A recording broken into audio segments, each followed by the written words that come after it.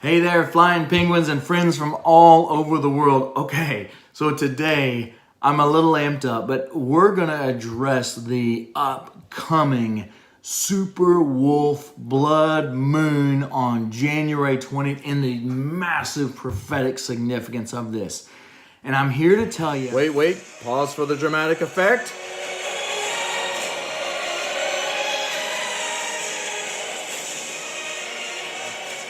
On the record, it means nothing. It has no prophetic significance whatsoever. And neither do any of the rest of the blood moons scheduled for 2019. They have no prophetic significance. I'm sorry, guys, but they don't. The end times they're not coming in 2019. Jesus is not going to return in 2019. I'm sorry to tell some of you guys. Now think about this.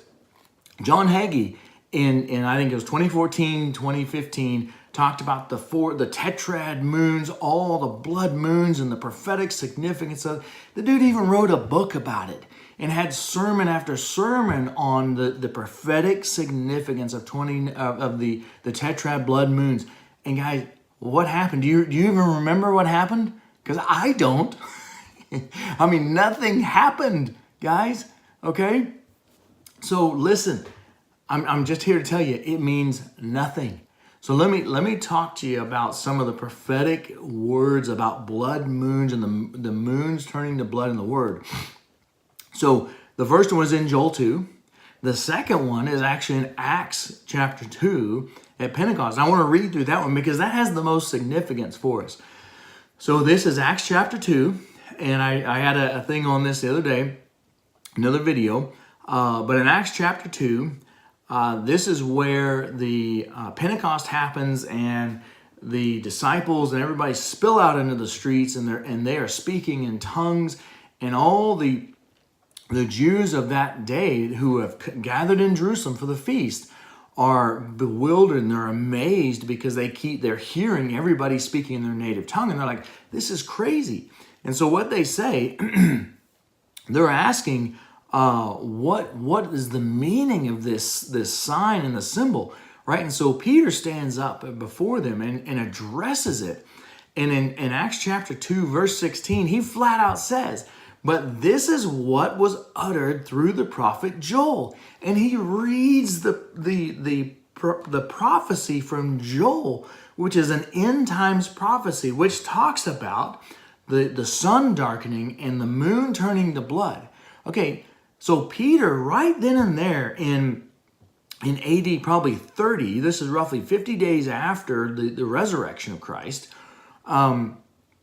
Peter is addressing that generation, saying, guys, what Joel prophesied in Joel 2, what he was talking about is what you are seeing right now. You are that generation. And keep in mind, just 50 days earlier in the crucifixion of Christ, we have recorded history that says that the sun was darkened in the land. So you already have part of this already being fulfilled. Then you go in and look at in AD 69, right before the temple was destroyed, there were several blood moons, lunar eclipses, all kinds of stuff that happened right before that. So Peter is actually addressing this now. So this is why I can say confidently that the blood moons going forward have no meaning. And so for any of you that want to throw 2 Peter chapter 3, 1 through 14 at me, when Peter's basically saying, hey, to all you scoffers saying that's already passed and this and that. Well, okay, think about it this way. He's not writing to me or to you 2,000 some odd years later. His audience is the audience of his day, and it's roughly about 65 to 68 AD when 2 Peter was most likely written. And he's writing in 1 Peter, he tells us who the audience is that he's writing to. So 2 Peter is a continuation of that. And what he is addressing is that the audience is way, way north of Jerusalem. And so most likely they would have heard rumors of the Jewish wars that had already been happening, and quite possibly they would have heard rumors that the Romans were surrounding Jerusalem and possibly had already destroyed Jerusalem. And so because they were so far, there were people running around saying, hey, it's already happened. You've missed it. It's been destroyed, right? And so Peter's addressing those rumors saying, guys, you haven't missed it, but hang tight because it's just around the corner. And then Peter is saying, hey, and God's not slow to his judgment as some think of slowness. And because if you think about it, 35-ish years earlier, Peter had stood up among everyone in Jerusalem and said, you guys are the generation. You're the last generation as at the end of the age, not end of the world, but at the end of the age. And so Peter is addressing this saying, guys, I recognize it's been 35 years since I said this, but hang tight. God is a merciful God, not wanting anyone to perish, so he's given grace. But it's imminent. It's right around the corner. And so Peter is saying, just hang tight. It's almost there. And then, of course, history demonstrates that just a few years later, the temple, the Jewish temple, was obliterated by the Romans. And Josephus records historically that they even dug up the foundation stones to where we can't even tell where the temple really stood to this day to find out where the Holy of Holies actually would be. Because the Romans destroyed it, obliterated it so profoundly that no stone stood. And so that's actually fulfillment of Matthew 24. And if you look at the context of Matthew 24, it is talking about the temple. Right? So Jesus is talking about the temple in Matthew 24 just after he rips the Pharisees and that generation, calling them that wicked generation of the last generation in Matthew 23. So Matthew 24, Jesus is talking about the destruction of the temple, and the disciples ask Jesus, in context, ask Jesus, when will these things take place? And then we have the Olivet Discourse, right?